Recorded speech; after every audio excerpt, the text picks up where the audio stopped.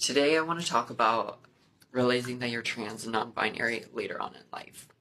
I didn't realize that I was trans or non-binary until I was 24. For many folks, including myself, there was no major telltale signs early on in my childhood that, hey, I might not be a girl. For some folks, there is very obvious signs from a very early age. Some people at the age of like 3 years old realize that they're trans or non-binary. They may realize this through having bottom dysphoria, and for folks like myself, I never really fell under that category. Like, I never grew up, I never really had bottom dysphoria. I was never really dysphoric during going through an estrogen puberty.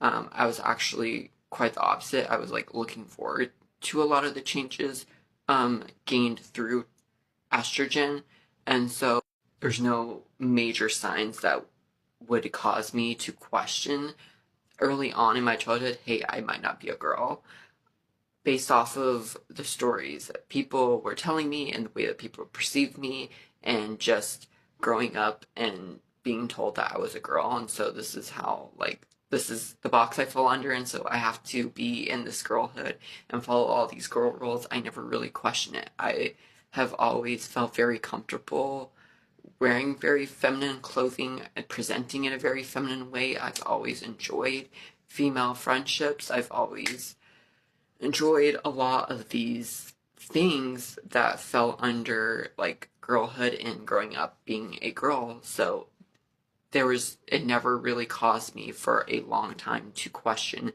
my gender identity.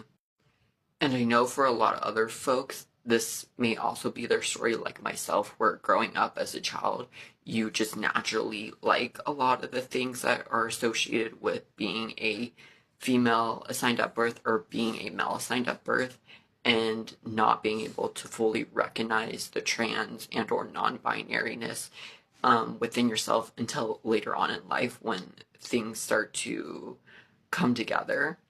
And so for me at 24, that happened for me when I watched an influencer post a video who was and still is very feminine, and just the authenticity of the influencer talking about how she was questioning her gender identity was really just an invitation for me at the time to really be like, that's interesting.